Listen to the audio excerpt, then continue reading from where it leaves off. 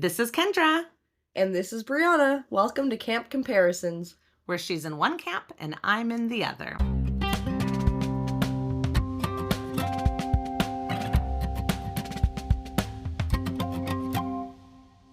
So we're back because Disney did this thing and they put out season 2. Yep. Yeah. And they put out 2 episodes and we're still not totally sure, how fast we're going to get out these recordings after the episodes. So you'll have to bear with us when we figure that out. But this is the day they came out. this is the day episode 1 and 2 came out. We are now recording. So that's pretty good. Yeah.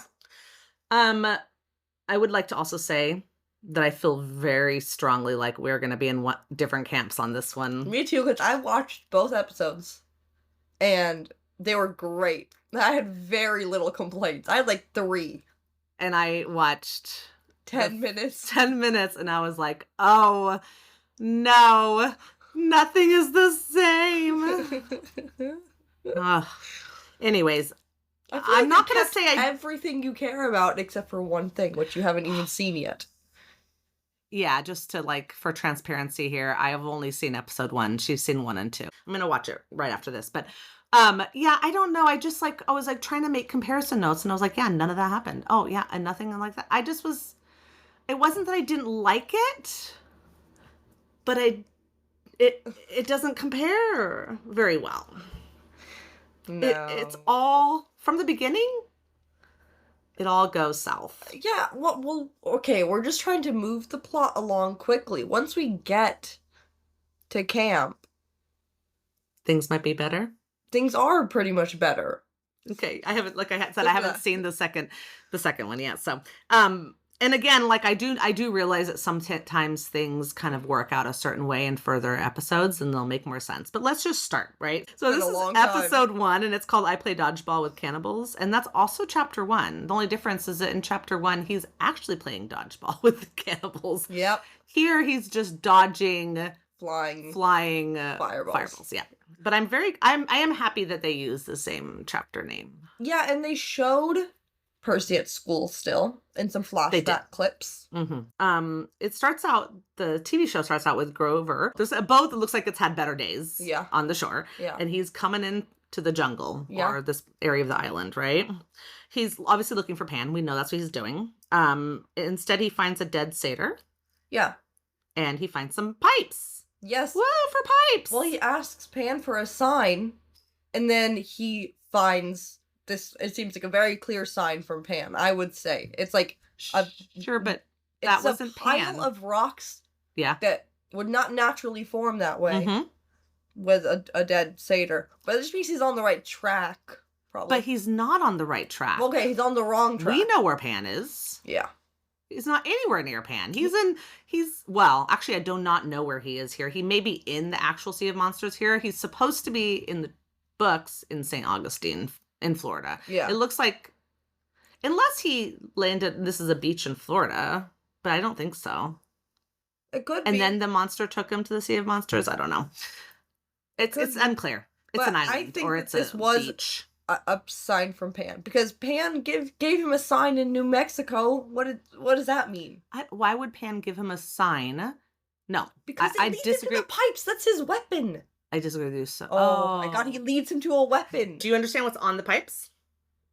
Did you not pick that up? Yeah. No, the little thread. Good. And why is there a thread on this pipe? Because it's a trap. Thank you. So Pan led him to a trap? That doesn't sound like Pan. Pan led him to a weapon that happened to also be a trap. Okay, I don't know.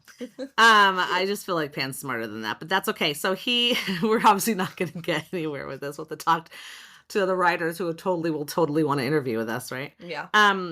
He gets reed pipes and it is hilarious that he sprays it with sanitizer and says, ew, gross. So yeah. I appreciated that humor.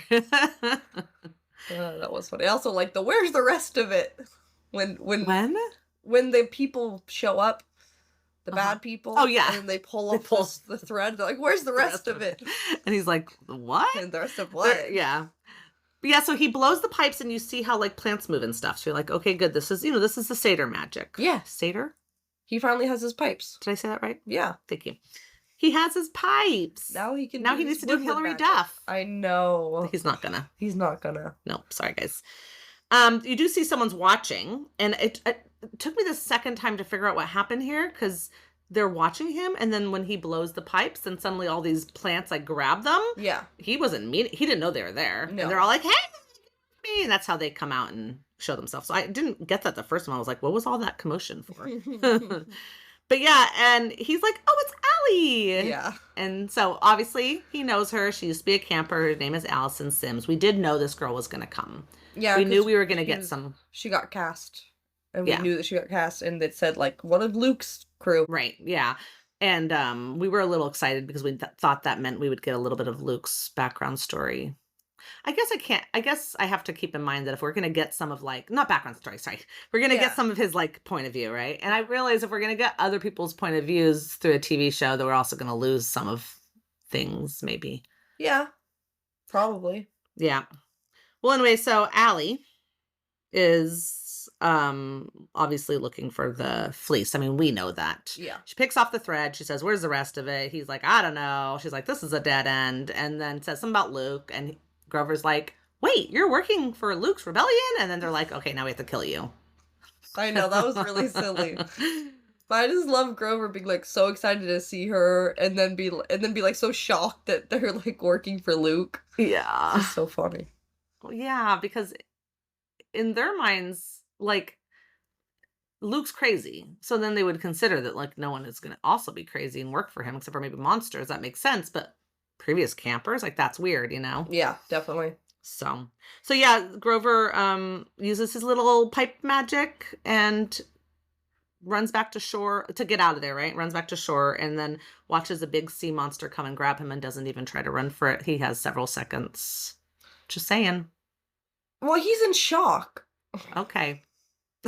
Okay, but we saw this clip in the trailer, and we were so confused if those people were, like, chasing him or working with him. And they were chasing him. They were definitely chasing him. Yeah, I was thinking they were chasing him. Yeah, it was just like they hesitated.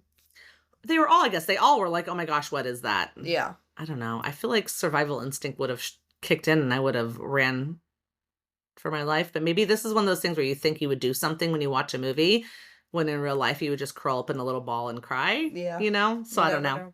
But I don't think I like those sea serpent being, like, how he gets captured and then brought.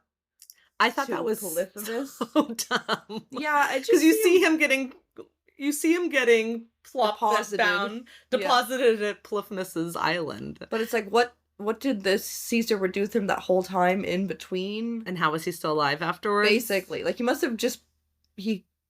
have had him above water. Like, just the image of how this works doesn't really make sense. Maybe he has a little bit of sea magic and put a bubble around him. Yeah, I don't know, but I just thought, like, I get what it is. It's, like, unnecessary. Well, it's unnecessary drama. Yeah, okay. So that, you know, he's supposed to have found his way to Polyphemus because he is tracking the fleece without realizing it. Yeah. Yeah, but it has this. He did that with the single strand. Yeah, well, he could have just wandered into the sheep area, you know? Yeah. And hopefully not gotten eaten.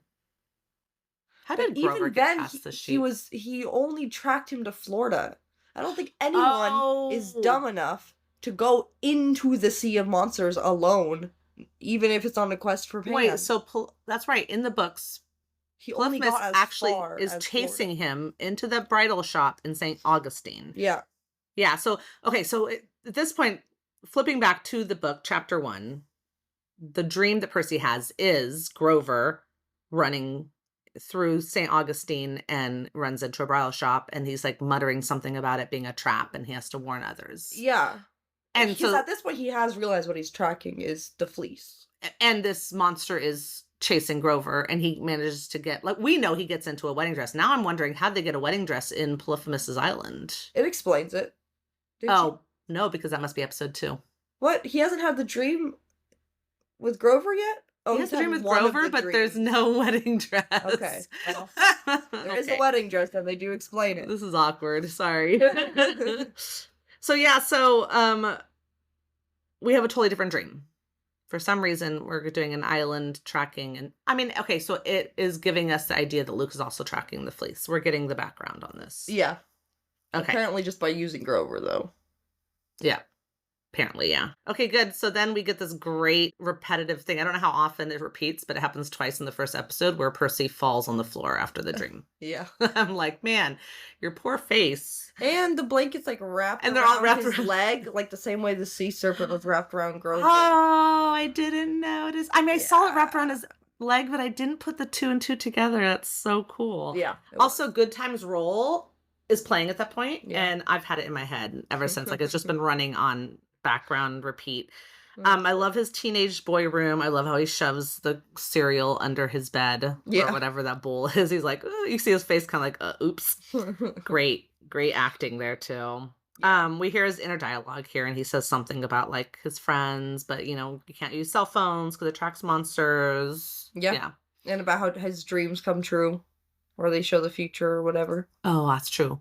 He does say that. Yeah. That's just such a like, of course, Percy. Yeah. I didn't even think about it. Yeah. So that's kind of cool. So like in this area though, it's also the first day of the last day of school. The beginning. It's the beginning of the last day of school. Yeah. Which in the book lets us know that this is the first time Percy has ever made it this far in a school year.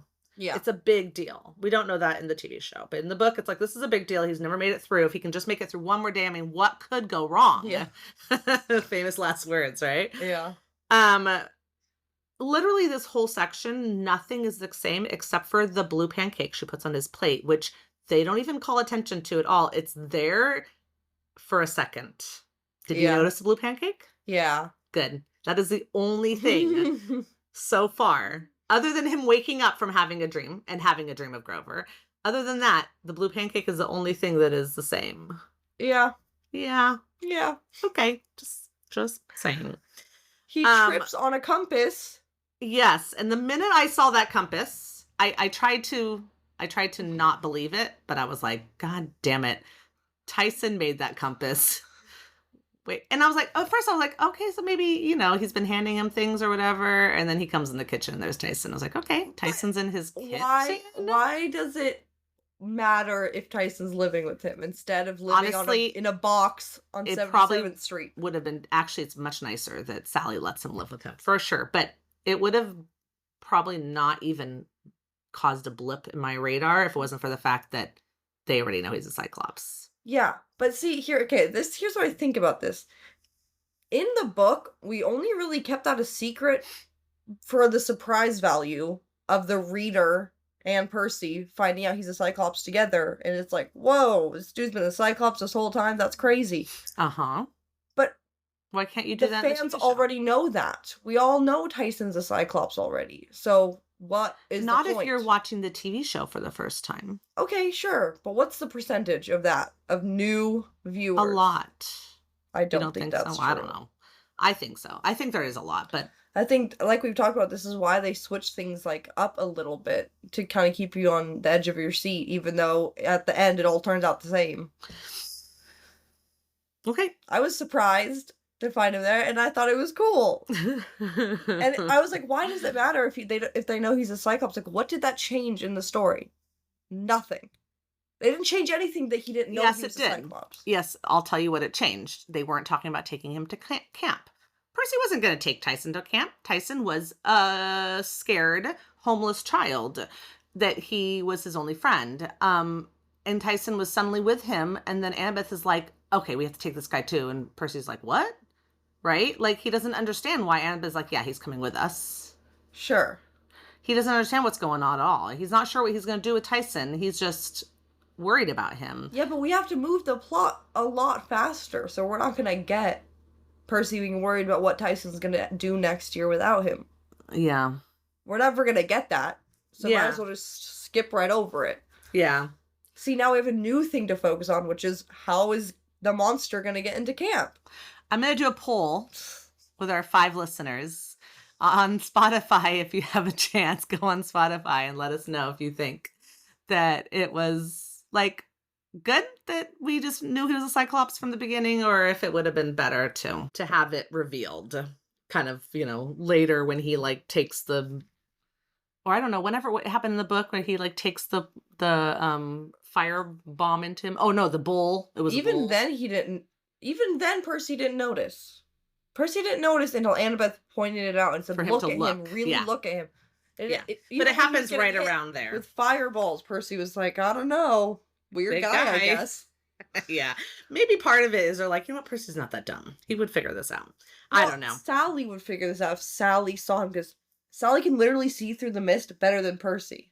Okay. That's like canon in the book. Same with Rachel Elizabeth. There, like the mist fools even Percy But from not in the time to TV time. show.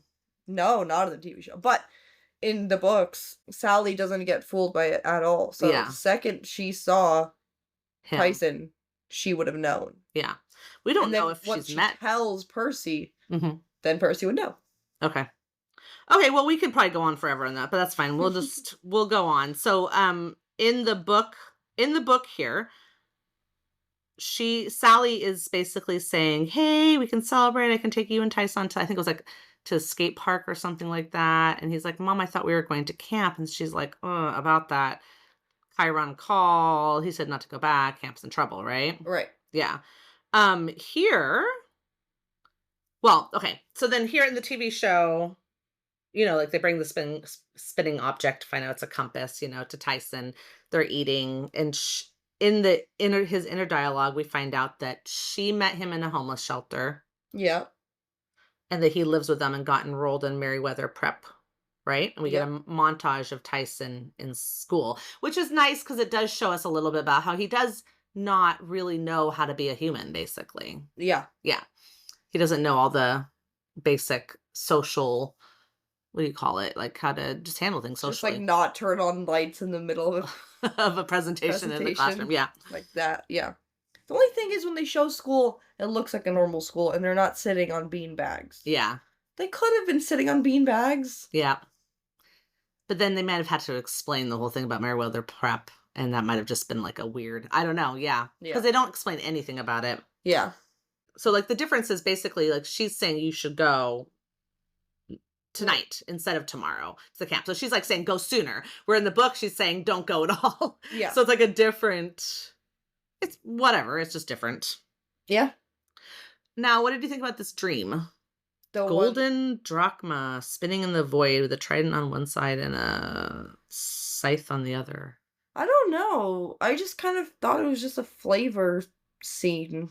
Like, let's get the spooky vibes in here. Like, Maybe, yeah.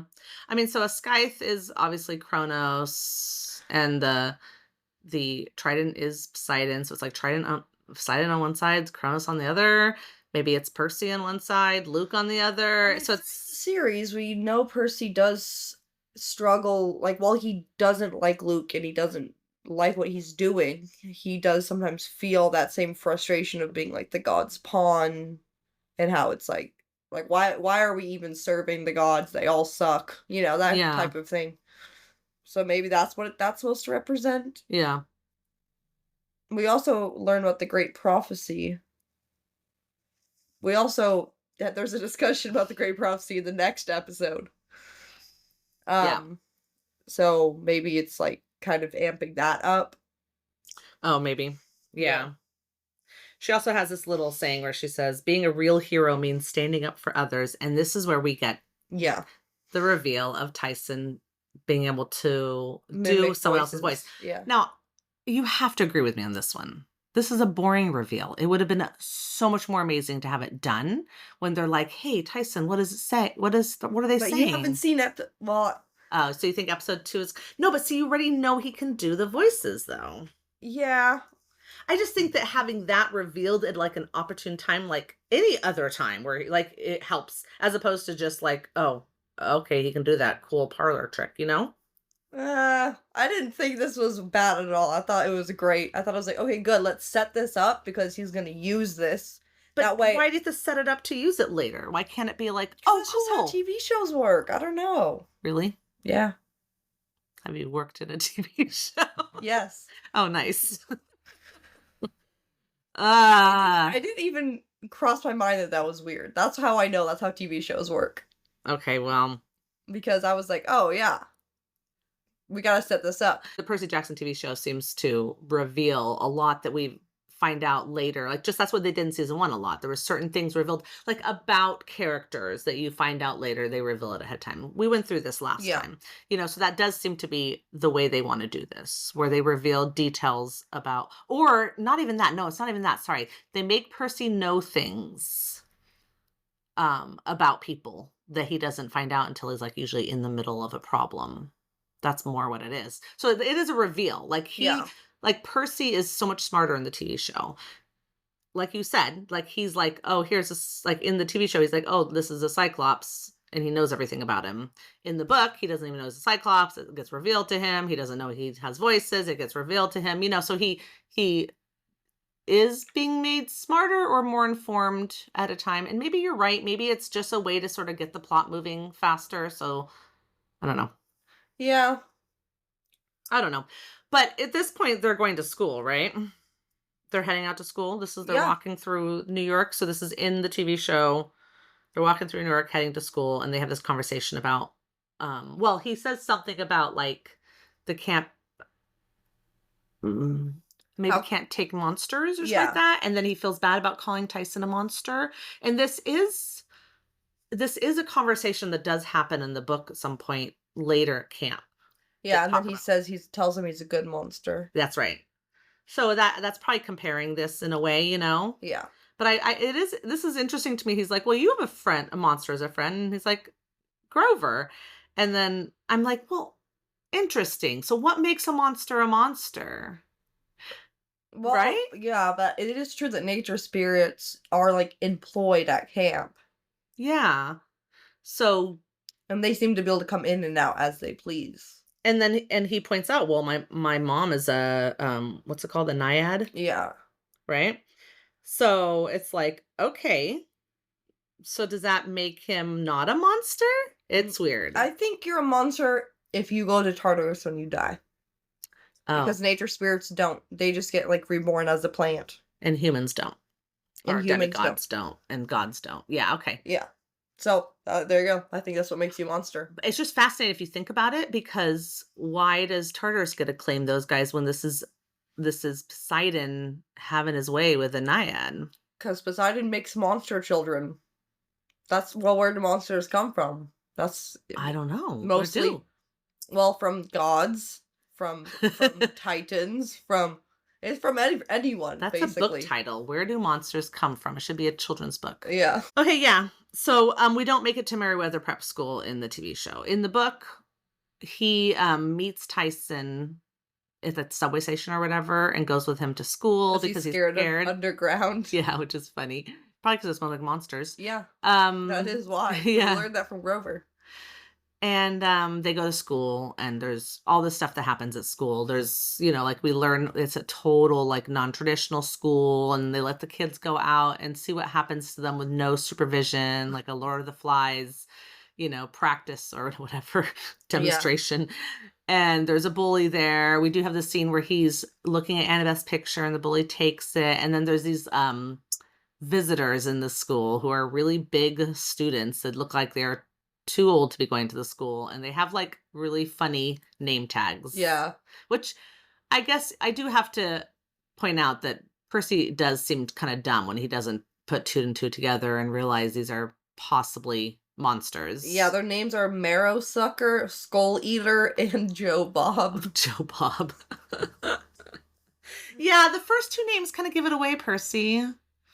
I mean, they really do. I get it. Like, we do make Percy less stupid in the TV show. I get it. Yeah. He's a smarter dude. Probably Walker is like, can we do this? No. Can you not make me dumb? No, I'm joking. I don't think It's it's just, it's like one of those things where when he's in his own head and he's just like focused on school and like Tyson and stuff like that, then it just doesn't seem as dumb. But in a TV show, when it's like you can visually see how off something would look, Mhm. you'd be like, yeah, it would be dumb not to notice that when you can see it visually. Yeah, that makes sense. So yeah, so then we have the whole dodgeball scene, which is what the chapter is named after, and this is where he figures out they're actually monsters, and everything explodes, and somehow the PE teacher doesn't notice, and then Annabeth comes in and saves the day? Question mark. Kinda. They kind Kind of of. already saved the Yeah, day. yeah. She just comes in, is like, meet me somewhere, She's whatever. like, "Let's get out of here," Get and out they of here. run. Yeah. In the TV show, instead of having that whole, we just skip all of chapter 2. Yeah. All all of chapter 2, with the exception of the mention of Annabeth's picture, because that does get mentioned in the TV show, but not the way it was, right? Yeah, so instead of Annabeth and Percy running off and Annabeth throwing the drachma on the ground and saying some Latin words and voila, there's a taxi. They're just walking through New York City in the TV show, and the taxi comes poof out of some clouds, fog, and the door opens and there's no one there, but there is someone there. Yeah, And but you missed the best part when Tyson Tyson picks picks up up Percy. It was so funny. Oh my god, I laughed so hard when he just like scooped him up because the taxi's like coming straight at them. and Tyson knows that he's a little bit more indestructible than Percy is. Yeah, Although, I don't know. I feel like you can throw Percy 20 feet in the air and slam against a wall and he doesn't even break a bone, but yeah, but he's just he's just being protective, and it's so cute. yeah, And then when Percy's like, "Okay, you can put me down," and then Annabeth's like, "Yeah, put him right. She down." suddenly shows up because she's taken her hat off. I know. And then both Tyson and Annabeth look like they're about to fight. And he's like, whoa, whoa, whoa, whoa, stop both of you guys, right? Yeah, but then like the second Percy starts saying like, "Wait, So, stop." Then Annabeth. Tyson, well, no, Tyson starts smiling and he goes, "Oh, you're Annabeth." Like, He says Annabeth's name. well, sure, whatever. But Oh, Tyson, yeah. like, And that's as how he's putting Tyson him knows. down, he's like, "Oh, well, yeah." But wouldn't he also know her from the picture that Percy keeps on his mirror? I don't know. Possibly. But either way, then He Tyson put realizes it's two her. together, yeah. Yeah. Yeah, and that's when he says we're definitely getting Percy Beth much stronger in this than we do in the books. Yeah, they are. Yeah, Yeah, because we do get him looking at the picture and the boys making fun of him, but you don't get from Annabeth anything. And we get the scene in the taxi, which we'll go over from yeah, Annabeth's side. But from his side, we get Tyson totally ratting him out, yeah. saying, "Oh, he talks about you all the time." And then he's like, and then when Percy is like, huh, or whatever, he's like, "Hey, you He's look at like, her picture all the time." And Percy's just like, "Oh, okay, thanks, shut up." so funny. It Oh is my good. god. I am glad to have the humor that comes in here because you know how much I love the humor. Yeah, I mean, this whole cab scene is so So funny. funny. Yeah. So yeah, so then he says like about the dream about Grover and she's like the dream about camp. So they both had a different dream. Yeah, except for Annabeth's dream didn't happen. Well, it hasn't Camp was happened on yet. fire. At least it hasn't happened yet. Or it could have been happening like in a different, because they were patrolling for a while. Could have been any one of the number of, oh no, the whole camp on fire? Yeah, I Yeah, don't I don't think know. so. She did say that, didn't she? Yeah. Anyway, she said everything's in fire. Anyways, they get in the car and she also mentions the Iris message. And this is where I go, oh, look at Tantalus has already kicked. I mean, he was already there. Yeah. So this is why I was like, oh, so it kind of does make sense then for us. Not make sense, but it makes it not ruin the plot for us to see Luke poison the tree. Because Because even before the tree was poisoned, they had already kicked Chiron out. yeah, They kicked him out just for because being Cronus's son. son. Yeah. Yeah. Which is, like Percy says, very dumb, but I think it does a great thing for us, the viewers, which is it shows us how dumb and annoying Zeus is. Yeah. It like really hammers home, like, hey, this guy kind of sucks. The king of the gods that we're Yeah. all serving. Yeah. He's kind of the worst, and we already kind of knew that in book 1 when he was the worst. Yeah. But he's being even the worst. He's being the worster. That is the best word. So, but yeah, so we do get a great little scene here. Okay, so but we see her. Does Annabeth draw? Yeah, apparently. So apparently Annabeth, Well, Annabeth draws she can draw like plans.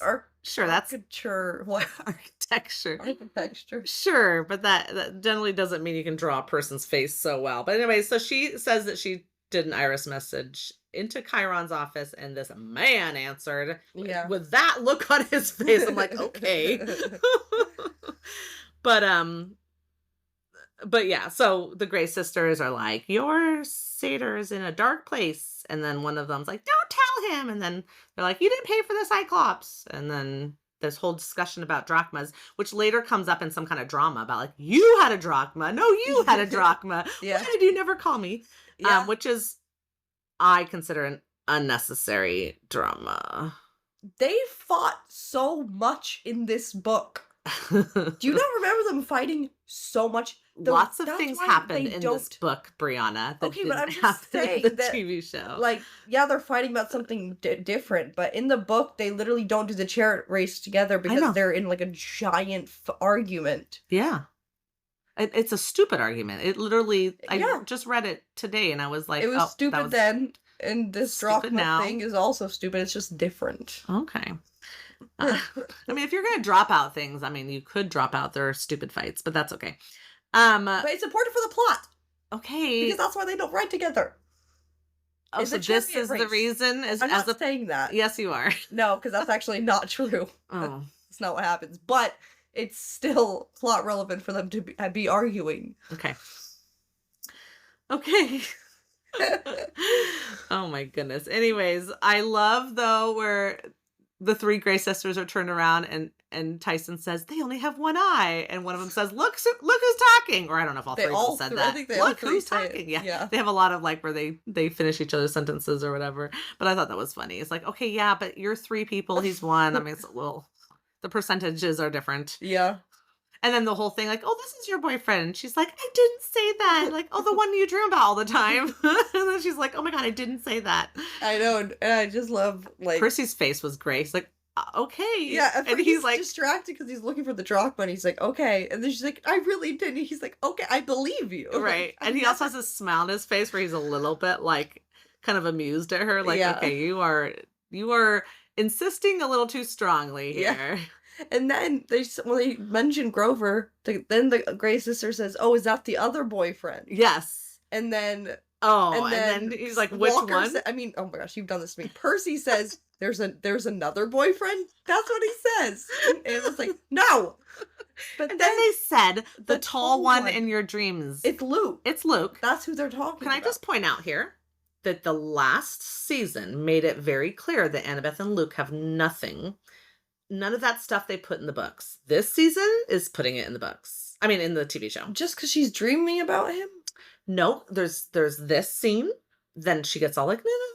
And then there's the scene where it actually happened when they see Luke, and she's like, why would he? And he's just having a really hard time. Yeah, well, why would he poison the tree of his friend who died to save him? It doesn't make any sense. No, it doesn't. But at the same time, like she was in a totally different. They did change it. They did start to try to go a little bit more the book's direction. I'm not complaining about it, but I don't do know if see that's it. true. I think you're getting your hopes up for no reason. It's not hopes. I didn't care. I was totally fine with it being the way it was, but she was very like professional. I don't know what the word is. Lacking of emotion when at the end of the season when she like fights off Luke. She's not like, oh my gosh, why are you doing this? You're betraying me. There was none of that. She was just like, Yeah. whatever. So there's more emotion going on in her. Now, we do get the idea that she might have had a rough Yeah. school year. So she could just be feeling more emotional. I don't really know. Or maybe just time to process. I mean, But still, I got nothing from season 1 on this relationship, and we're getting it,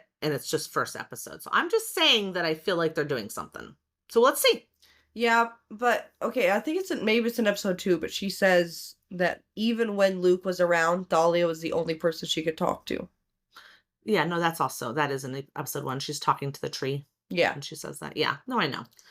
So I don't know. So we'll see how it develops. I just found 2 things in this one episode that kind of was leaning towards some emotion from Annabeth about Luke that just interest me. Because if they were looking at like how are we going to show him in her dream, like is she going to be in that scene when she's looking at what's the sirens? Is that what it is or Oh, something? yeah. Like if they're going to put that in there, then they have to build something up. But if they're not going to put that in, they might not. They might just have Well, the mom and sirens are dad. definitely. Oh, yeah. But it might not be. Or they might not even show her dream. That might not even be a thing. Yeah. They could, honestly, they could drop it out. It probably wouldn't make a big difference. Yeah. It only was important because it showed that her, like, heart's desire was Luke. Yeah. So I guess they could go a different way than that. But Yeah. anyways, I just found that interesting. I did see it differently than you did, but that's okay. Well, I'm just saying it might not mean that, but it might. Yeah. It could go either way. I guess Yeah. that's all I was trying to say. I don't find it as proof yet that it's gonna go where she had a crush on him. Right. Yeah. Um Hopping over to the book, in this we do miss a section where she explains to Percy when they're like maybe leaving the school or something that they were last Dragonians. And so we get that later in the TV show than in the books. Oh, because obviously we haven't even seen them yet. Yeah. So yeah, so she does explain the last Dragonians, and he says in English, and she says Canadians. We don't get that in the TV show. I know. But also there is some notice in the book also here that Annabeth has a weird reaction towards Tyson. We do get that. You see that with her. She's scared of him a little bit, like scared and a little maybe what's the word? Like repulsed a little bit. Yeah, Yeah. I was gonna You say can see that. disgusted. Disgusted, there's the word. Yeah. Yeah. So they do show those things. Also the taxi was like, we're not going to take one of him type of thing in the book. Yeah. And then she's like, okay, if you get us there, I'll pay you 3 drachmas later. I just want to point out that she never pays those 3 drachmas in the book. She tells them that, but then the whole thing happens with the eye, and then they finally get to their location, and then they just leave. And I was like, oh, I never noticed that before. Wow. They never got their drachmas. And we do get the same thing in the book where in the taxi where they say something like, we know the location you're seeking. Yeah. And then Percy's like, I'm not even seeking a location. right. But then he does get interested. Yeah. When he grabs the eye and he's like, tell me, tell me, tell me. And then they pop out those coordinates. So that's the same, except for in this case, they mentioned the satyr, so he knew it was about Grover. Yeah. Yeah. Also, they when he gets the eye in the TV show and he's like, I'm just gonna throw out the window. Annabeth is like, yeah, let's do it. In the book, she's like, no, give it back to them. We're gonna die. So whatever. Yeah, but the driver already didn't even have the eye in the beginning of the TV show. Right. And he does say very clearly in the TV show, like, they obviously don't need this to drive. Yeah. Where in the book, she very clearly tells them that we will keep accelerating until we like basically vaporize if you don't give him the eye. And he still holds on to it because Percy is reckless. Yep. Yeah. Because he is a Gryffindor. Yep. Anyway, so that scene does come along pretty, like with little minor things that comes along pretty well. Yeah. I think it's perfect. I think it was and it's so funny. Yeah. We don't get Tyson looking like he's gonna throw up, which is actually totally fine with me. Yeah. Yeah, and then they get dropped off and you see again like that the way this cab drives. Well, when they were in it, you could see things moving faster than things would normally move, and then they kind of like come out of the mist. Again. Yeah. Do you think that's a representation of mist, or is it just a puff of, I don't know, just a way to show them coming out of something? Yeah, I don't know. Interesting. Yeah, it's interesting how there is a comparison between the taxi and the night bus in Harry Potter. Yeah. So, because like in the book, she says like she couldn't call the taxi in Vermont or wherever she was. Virginia, one of the V states. I think it was Virginia. Virginia. And like it's like outside of their zone, Yeah. So it's not like they can just go anywhere, just like the night bus can't just go anywhere. It's all over England, I think. I don't know. Yeah, they probably can't go like transatlantic. Yeah. So, and neither can the taxi. Anyways, I just thought that was interesting how they're similar in their own ways. If they're just going so fast, they just kind of like go in between. I don't know. I'm not sure exactly what the taxi is supposed to be doing, but in the book it seemed like they were just going so fast that somehow they just went, it's like molecules going through things or something. Just going through things. Yeah.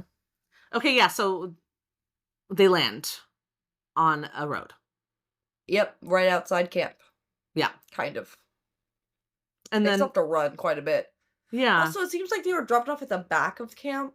It did seem like that by the way they said that. Yeah. I don't know. Whatever. I guess it doesn't matter, but I was just like, oh. Yeah, the way they communicated it does seem like that. So then there was some kind of conversation here about like, you wrote a letter, you didn't really say everything. Yeah. So what do you get from that? I'm not sure why Percy didn't mention Tyson. It does seem like there's no reason to have kept that information. Yeah. out of the letter unless it had recently happened, which could be possible, Yeah, I guess I so. guess. 'Cause so Although I we guess, get like, the why idea. enroll him in school if it's, like, if you're that close to the end of school? Yeah, no, I think it's not been new. They probably haven't seen each other since school started, so you're talking about, like, August maybe, depending on when New York start school, September, I don't know. Yeah, Probably August, I think, and, now it's, like, the last day of school, so it could be May, yeah, so they haven't seen each other in all that time.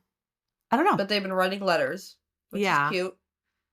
but they both seem like I mean, it seems like from this that Annabeth has things that she's wasn't saying. Yeah, but we know from the book that what it turns out to be is just that things didn't go as well as she hoped with her dad, like, it The only went well stepmom for a and bit, yeah, and then, like, monsters started showing up, and it kind of the same pattern started happening, yeah. and so she just left them again.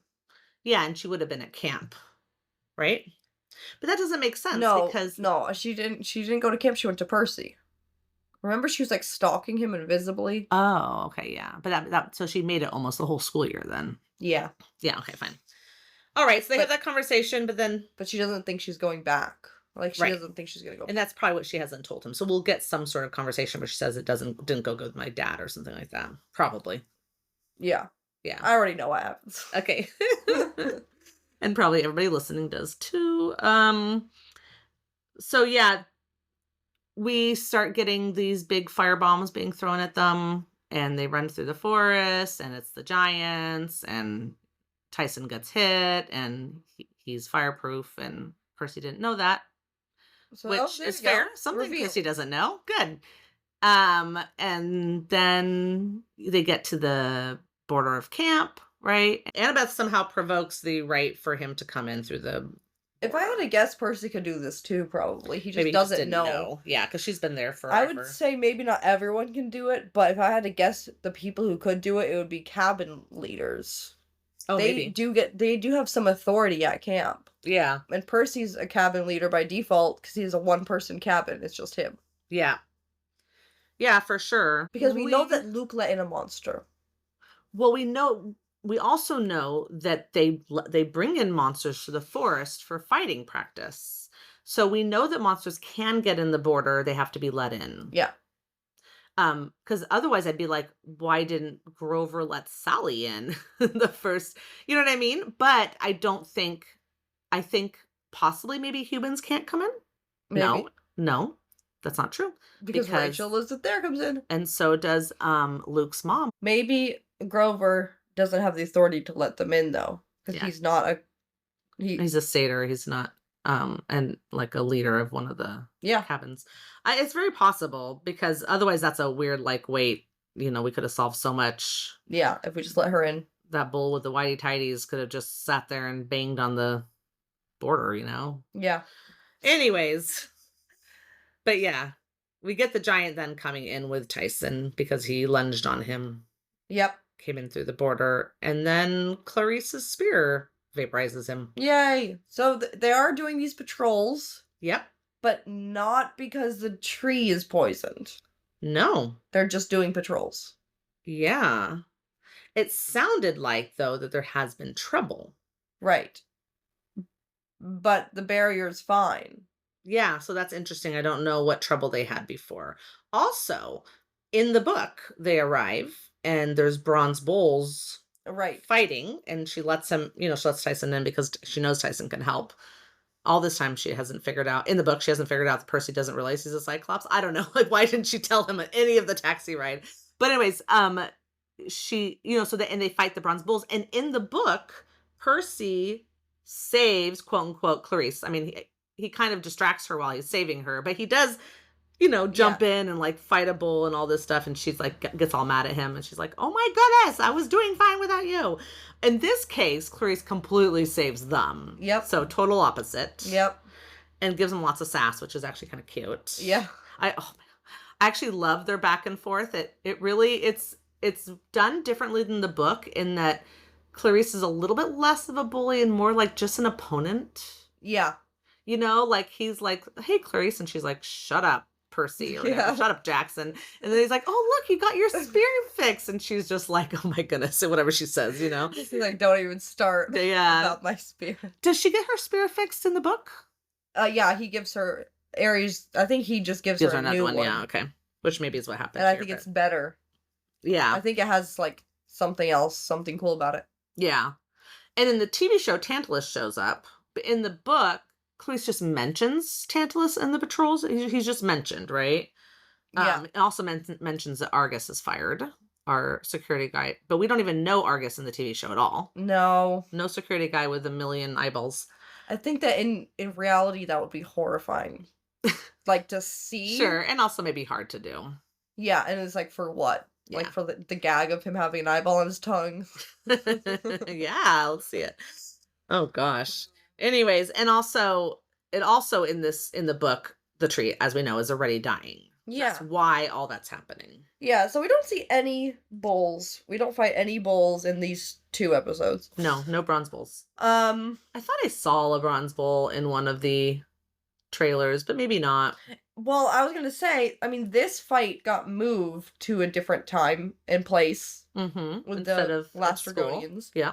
So maybe they'll come up, but also they were only there to show you that the tree was falling, but the tree's not falling now. Yeah. And then when the tree is falling, You mean failing. failing, yeah, because I guess it's not really it's falling. not really falling, it's failing. Yeah, it's dying. When the borders are failing later, it's Yeah. the birds that come in that show that they're not good anymore. Right. Okay, good.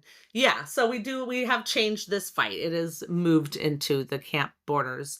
I mean, it's not even that much of a fight. But maybe when they show up to give the fleece, that's when the bulls would be there.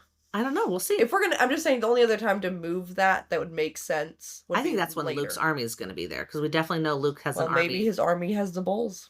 Okay, cool. Let's see. We'll see if that works. By the way, If they're gonna come up. This is chapter 4 of the book, so I usually tell where we are on the book. So this is chapter 4 that the TV show is covering. Annabeth looks at the club. She's like poking at it with her knife, and then she says, "Oh, they're last Dragonians." I'm Yeah. so confused. I know. What is she looking at? How does that make her know? What about looking at them? Yeah, they Like, could have what's skipped in that there? completely. Unless this is a plot point that we're going to find out later, but I do not think it has anything to do with anything. She could have just been like, yeah, those are Lastragonians. I mean, they're blue faced with, fangs or whatever, tusks or whatever coming out of their mouth, like, I know. It was I don't so feel like she needed to look at the confusing. stick to figure that out. Yeah, I feel like something did get cut. Oh, That's maybe. what this gave me the impression of. That, like, we did need to know, like, we wanted her to say they were Lastragonians. Yeah. This is what they are. But we cut, like, the reason why she's looking in there so that now it's just like, what? Yeah, What is she looking at? I know. And the second time I watched it, like, the first time I was like, huh? Then the second time I also forget, like, wait, what did she find in the... Oh, no, that's right. Nothing. It's just an identifier. Yeah, but it wouldn't even make sense for the club to be what identifies them unless, Yeah. like, maybe we're gonna look in the club as gonna be like Billy Bob. Like, maybe that's what we missed, is that their names are in their clubs. Totally. Billy Bob and Skull Eater. And Bone Sucker or whatever. Marrow Sucker. Yeah. And we don't call them Canadians, and maybe that's just not to offend any Canadians, but it's still hilarious. Yeah, well, it's just because they're northern giants. I so know. She does say they're northern She giants. does, and she does say the same thing with Odysseus. She Yeah. mentions that in the book. That is basically the same minus the Canadians. Yeah, I know. They It's do- funny, though. Yeah, they do realize. So, I mean, Clarice has run off at this point with her crew, but they do realize that that was a distraction, and they run off to go check Thalia's tree, and they see Luke there, and you see a Pegasus next to him. Although it's a little hard to tell it's a Pegasus from that distance. But it is. But And it I think it's is. Blackjack. Yeah. And like I said, I felt like she looked really stricken here. But like you said, I mean, she's stricken. It's her best friend that is being basically stabbed. Yeah. By her other old best friend. Yeah. Yeah. Yeah. Yeah, she's very surprised to see Luke at that moment. Yeah, also, like, they're sprinting. They're sprinting at Luke, but then they stop, Mm-hmm. like, 50 yards away. They're scared of him? that's the only plausible but then Percy's like, "Oh, you gonna run away again?" So it's like, well, why'd you stop running at him? Yeah, because they needed to have that moment where Luke looked and said whatever he said, "See Well, you on the other side." No, but it's just so weird. I don't know. I just found that so it funny. was weird. We do get our first look at Blackjack. Woo woo! Yeah. And I think it's Blackjack the Stallion, not Blackjack the Mary. Yep. 'Cause we're gonna. There was an interview that was done with Rick where he was asked about what happened, like, with that whole thing, and he said it was literally just a writer error. Like he Yeah. just He forgot forgot. that he had written him as a mare, and then he became like a personality, you know what I mean? Yep. And someone important, and he just thinks he loves the fact that it's become like a trans icon or something. Yeah. But he's like, I wish I could say I I did that on I did it on purpose. purpose, but I didn't. But I just forgot that I said mare. Yeah. Anyways, I like how Annabeth goes over. I like the little bits that show how smart she is because that's what she's supposed to be. So when she goes over and looks at the poison, she's like, "It's elder python venom." Yeah. So like, okay, look at her knowing Smart. stuff. And she knew they were Laceronians. Yeah, Percy didn't know that. yeah, yeah. I like them pushing the fact that she's not just the greatest warrior that's ever lived, and instead she's also just wise girl. Yeah. So I'm happy with that. We'll Yeah. see how far that goes. Clarice comes to kill the Cyclops. Kill Cyclops. Yeah. And Tantalus is there too. Yep. And he's like, "Does the camp still stand?" He's And, like, "Why did you wake me "Why up?" did you wake me up?" Which was good. It was a good show of him, Yeah. I wish he was like skinnier looking. And in an orange jail jumpsuit. Yeah. Yeah, I mean, I don't care about that. He's supposed to be like way underfed. Yeah, because he can't eat. But anyways, that's fine. That's He does a lot look to put on an pale actor. and Disheveled. disheveled. Yeah. So I think they did what they could. Also, who is this satyr? Right? I'm like, are we gonna get his name? Like, is he supposed to be one of the elder cloven guys who suck? I don't know, but he's like literally serving Tantalus. I know. Which means he sucks. Yeah, but I mean, who? Unless they assign Mr. D. Mr. D could have probably assigned assigned, someone but to them. but this guy just seems to suck in general. Like the satyr seems to suck. But I'm just like, why did we get 0 introductions? I don't know. I know. I thought it was funny. Yeah, I thought it was funny. he is pretty funny. But yeah, he's like calling him my lord, and like he's all. But you can see how scared Clarice is of him. Like not Yeah. so much respect, but like also fear. So you don't get that so much. She's more like everybody's sort of just like confused with him. Yeah, they're like, not- does this guy actually have authority? Yeah. The other difference is it's in the book. It's supposed to be his first day. He Yeah. obviously has been there for a while. Yeah. But in the TV show, he says something like, "I heard all about you" to Percy, and he says, "I'm King Tantalus of Anatolia," and then Percy's like, "Oh, the guy who can't touch food," and I was like, "Thanks for reminding me. I forgot about that." Yeah, he is really funny. Great sarcasm. I will say he gives me what like I kind of wish Mr. D gave a bit more. Yeah, Mr. D's made to be more humorous, like a little bit slapstick funny, I think, Yeah. more than he is in the books. Yeah. Yeah. So that's interesting. But that's okay. It's I'm glad Mr. D's funny and it's fine, but I'm glad we have a little bit of this. I mean, you just so quickly you do just like hate Tantalus. You're like, "Oh my god." Yeah. Yeah, and none of this is happening in the book this way at all. But just to finish this scene in the TV show, and then we can go over what the book did. But they are like, kill the Cyclops, just whatever. And you can see Clarice's face light up. She's so excited to kill something Yeah. that Percy doesn't want her to kill. Yeah. Which does kind of put her in that bully status. Yeah. But Yeah. like it is a monster in her And defense. he is saying, yeah, no, that look on her face is like, oh yeah, I get to be a bad person here. Yeah. But then Poseidon comes in with claiming he doesn't come in, but he comes it through claiming Tyson with the trident. Yeah. And that saves Tyson's life because they're not going to kill him. They like Poseidon just claimed him, Yeah. We can't kill him now. Yeah. So, yeah. And then everybody laughs, Yeah.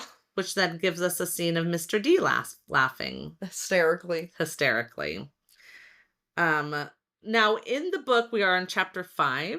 We do get to see Chiron. We don't get to see him in the TV show. No. Um, we don't. There's no mention of him being Cronus's kid. It is a reason that they suspected him, but that you don't find that out until later No, in a it's conversation with him, like after the party ponies come or something like that. They're yeah, like having a conversation. Anyway, so whatever. Not really something that we need to hide or not, but again, they revealed things differently here. definitely. Yeah.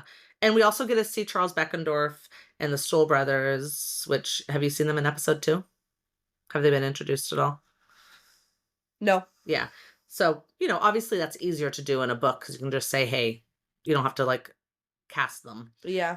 And instead of meeting Tantalus here, they go to the dining pavilion and they meet Mr. D and Tantalus there. Yeah.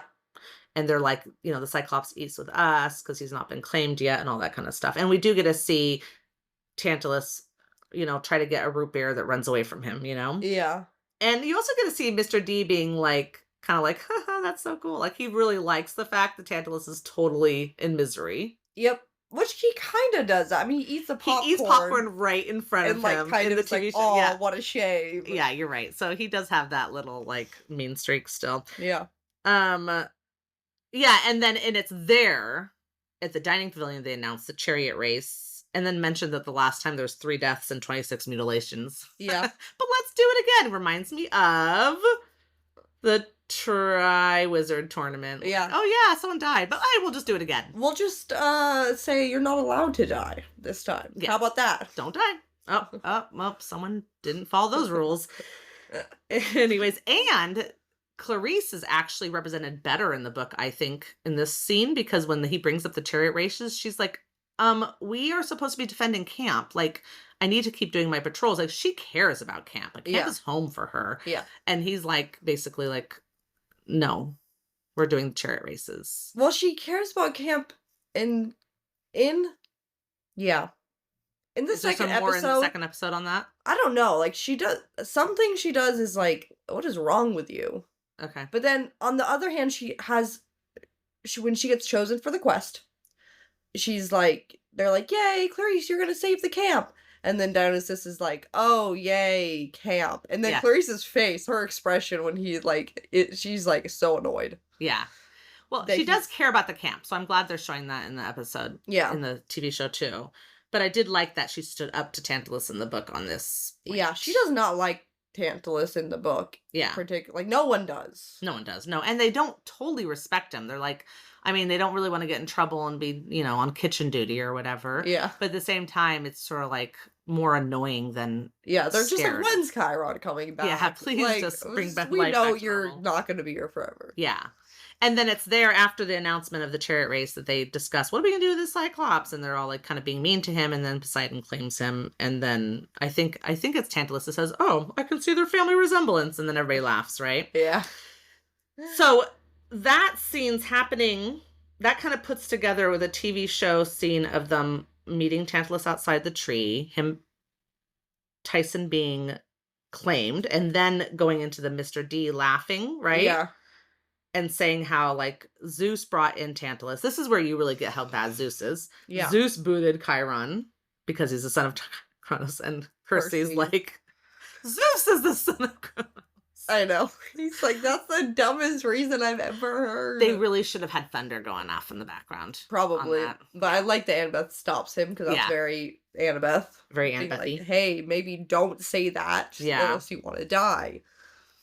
And then this, again, showing from the book's point where it's like, we're going to do chariot races instead of doing anything to save the camp, is the same thing here where they're like, no, the danger in the camp is actually greater than you can imagine. You're like, oh, good. And then you follow it. It's like, because this has set us back from doing the chariot race. We're not on schedule. Yeah. And I'm like, oh my goodness. And so that is good. That gives you the same kind of like, these guys don't care. Nope. Yeah. They just care about, I mean, just like in the old Greek days, they just care about their own entertainment, usually the bloody kind. Yes, totally. That's what they care about. Yeah. Percy here is saying we need a quest to heal the tree, right? Yep. And then he gets too mouthy and they take him off. Yeah, they put him on basically like house arrest. Yeah, although it didn't sound like it was much of a house arrest. I mean, at the end, there was no one, like, guarding, and he could have taken that walk with Annabeth. In fact, he does take a walk off after the Yeah. dream, but he called it, like, cabin containment, but it was literally just his cabin, Yeah. Poseidon's cabin, but Yeah. yeah, and also this, you get the idea of everybody laughing at him when he's walking by, which is also similar in the books, Yes. and also you get him saying something about like not in with Tyson about not being brothers. Yeah. I think in the books he says that like to other people. Yeah. It kind of just shrinks down a few weeks of camp kind of Yeah, quickly. very fast, So and so you that you get get Percy like still wanting to be nice to Tyson because he cares about him and is a good person, but also is feeling embarrassed. yeah, that's right. You can see that all in that. They do manage to make that conversation show all that Yep. he's like kind of feeling betrayed by his dad Yep. and is embarrassed and is like, we're not really brothers, but at the same time, like, doesn't want to hurt his feelings. And then he tells him that he wrote. Oh wait, that was in the next episode. But he tells Percy that Tyson's like, "Oh, I wrote to Sally. Did you write to Sally?" And Percy's like, "No."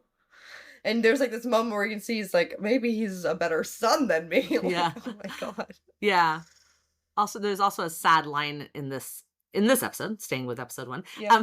where he says like, or it's kind of a sad line, kind of a happy line, where he says something like, "Do you know what this means?" And Tyson says, "It means I'm not alone." Oh, I know. That Which, was by the so way, the cute. first time I heard it, I thought he said it means I am alone, and then I watched it the second time with subtitles, and I was like, "Oh, I'm not alone." Okay, good, that makes Yeah, more sense. that does make a lot more sense. But then we also get more of, like, Annabeth not really being comfortable with Tyson, and No, also but maybe a she's little being. jealous of him now having someone else at camp. Yeah, I think so for sure. Yeah. Which is funny because I don't know, like I always feel like Annabeth is kind of third wheeling with Percy and Grover. Like Percy and Grover are a lot closer. But Annabeth also really liked Grover. It was her satyr that brought her to Yeah. camp, and so possibly it doesn't feel so weird when it's already one of your friends. Yeah, that's Maybe. true. And this is a Cyclops, and we know what the story is of the Cyclops. I'm sure that's gonna have to come up here because she's obviously got a thing about, "I don't like this guy because he's a Cyclops." I hope it comes up. But Yeah, we know the story about what happened when she was a kid yeah. with the Cyclops. So I don't know. That's But gotta come up. she is being a lot more subtle about it, and I kind of like that. Like you Yeah. can tell she's uncomfortable and like not happy about it.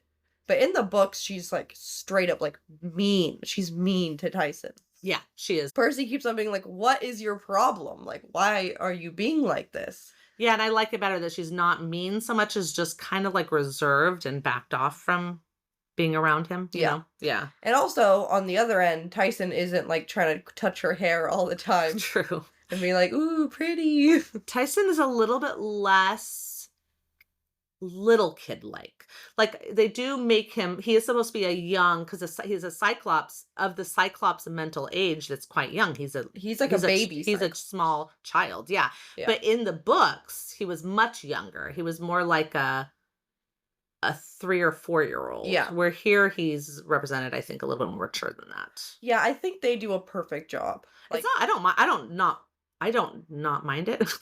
I don't mind the way, yeah, it changes at all. It would be interesting to see what happens when he gets Rainbow, the hippocampi. But I think it's going to be just less enthusiasm. So Tyson in the book is more of this like innocent childlike enthusiasm, and Tyson in the TV show is just kind of there and like content and happy, but not with that childlike enthusiasm. yeah. So far. There's like a little bit.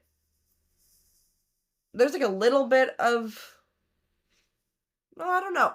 It's like the way he talks definitely isn't how he should be talking for his age, but not in a way where it's like cringy or like hard to watch. Yeah, no, they did a Because good I job. think if they did it how it's done in the book, like if you really It would be saw cringy. that, it would be like, oh yikes! Like, See, if it was an animated story and you actually had this Cyclops body that looks maybe a little less human and more Cyclopsy, you know Yeah. what I mean? And it was being all like cutesy and 3-year-old toddler like, it would work. But like having a human actor doing this, it would definitely, I think it'd be weird. So I do think yeah, you're right. I it think they would did a good seem job. like we're making fun of like people People with who, yeah. disabilities. Like that's what there would be no other way for it to come across. But he does. I think he does such a good job of like not acting like how he like the age he looks like he is, Mhm. but it not being weird. Yeah.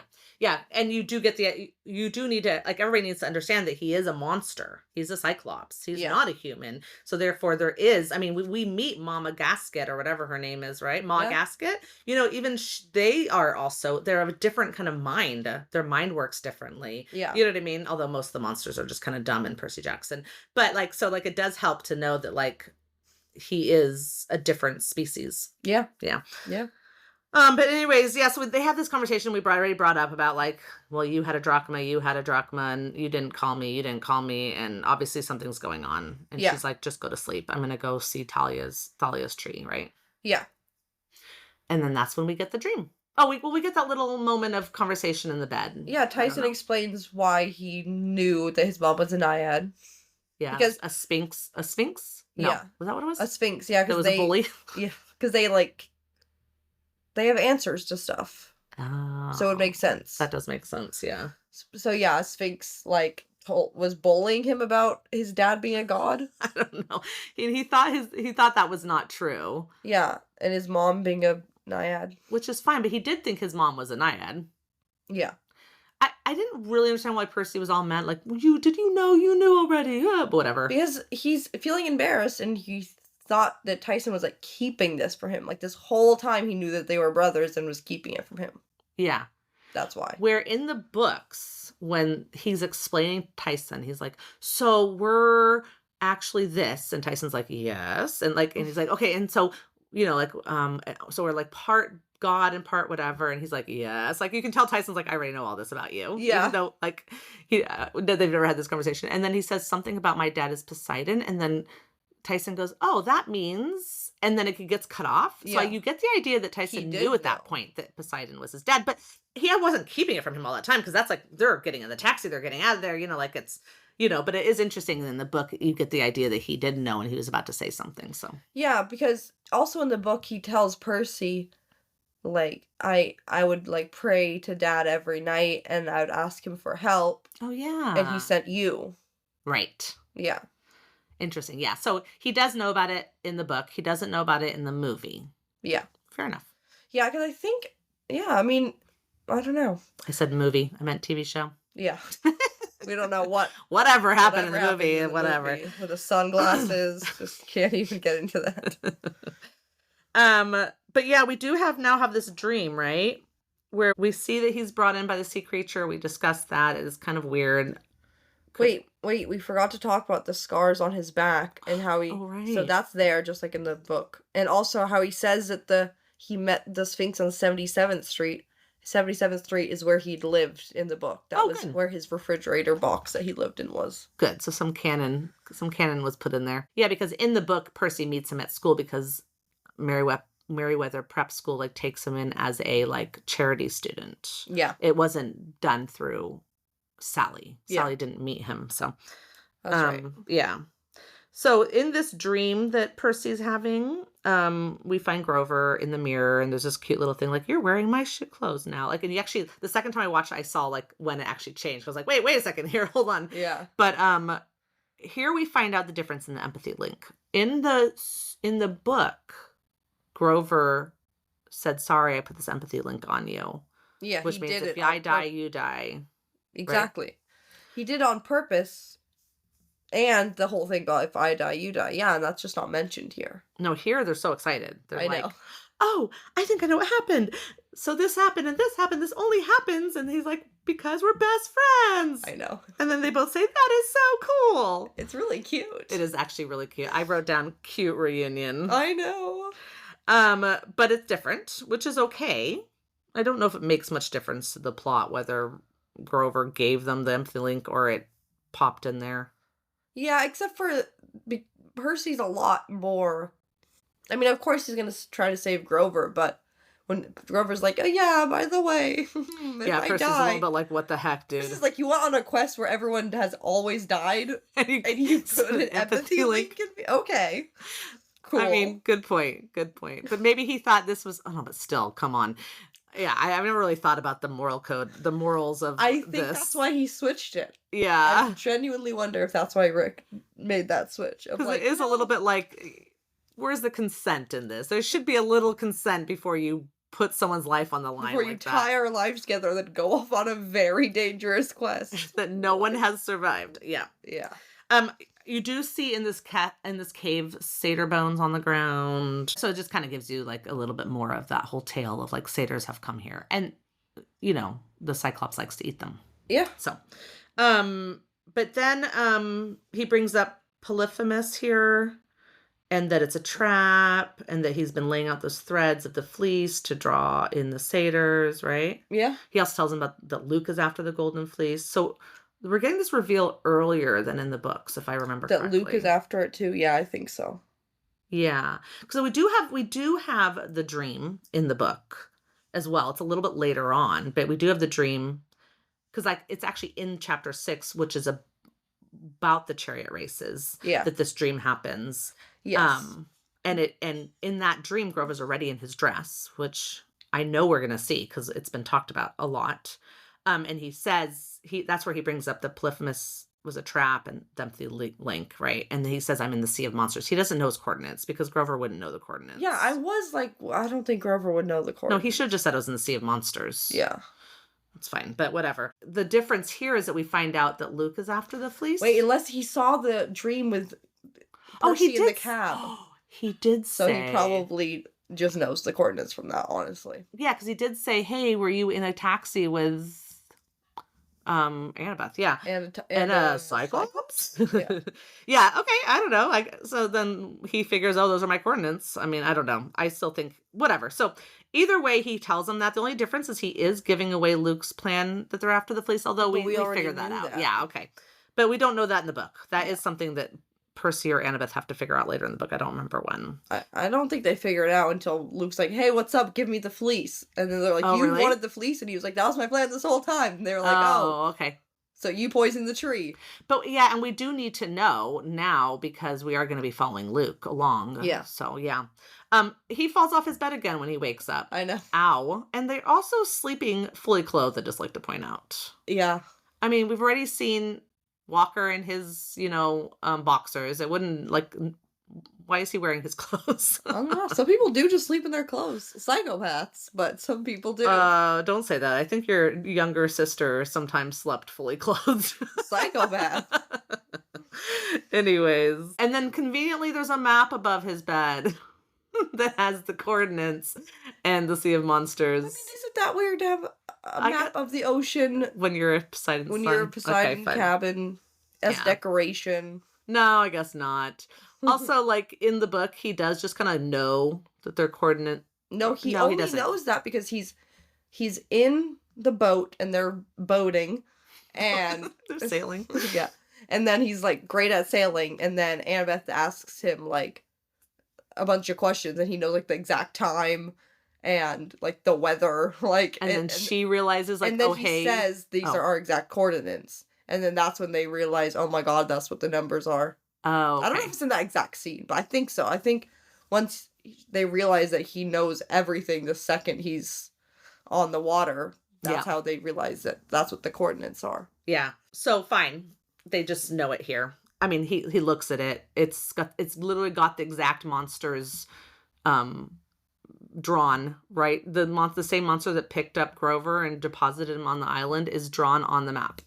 Yeah. Did you notice that? Yeah, I did. I Where mean, it says it's Sea a of Monster. tentacle. Yeah, okay, fine. But yeah, no. Which makes sense for the Sea of Monsters. Okay, so he takes off. Annabeth is still sleeping on the tree, or was sleeping, or just was cuddling up on the tree, maybe totally not sleeping. And he says, "I know how to save camp," and that's the end of the episode. Yep. Dun dun dun. In the book, when he tells her that, she thinks he's lying. To get their fight resolved, and gets really mad at him. Yeah. See, we do have, like I said, chapter 6, which in the books is called whatever the birds one is called, Death pigeons or something. Yeah. Something like that, which is the same as episode 2 in the TV show. They do kind of take some of that out of the chapter and put that at the end of this episode. So it's kind of mixed into that chapter. Does that make sense? Yeah. Hopefully that makes sense. Hopefully everybody understood that. Okay, good. So yeah, that basically ends our episode. Yeah, that's it. Yeah. Bye. I'm just kidding. There we go. And we don't really have, much else to say other than, every Wednesday there's going to be another episode of the TV show coming out, in case you didn't know that until it's done. But we will be getting our episodes out as fast as Brianna can edit. We, just so everybody knows, we have another podcast, and we are trying to wrap up the last episode on it so it can go on like a break while we do this. But if anybody here is also a fan of the Empyrean series, Fourth Wing, we have a podcast called First Wing, a Fourth Wing podcast. And it is, seems to be well liked. And we've just finished Fourth Wing. And so, like, we're going to take a break, do this podcast, and then go back and read Iron Flame. So if you're interested, check it out. It's where all pods are cast. Yeah. Hopefully we'll have a posting schedule. I really hope so. So you can follow our social medias, Facebook and Instagram and Threads at Camp Comparisons Podcast. We also have an email, campcomparisonspodcast@gmail.com. I think it's no S. I think it's Camp Comparison Podcast. Sure.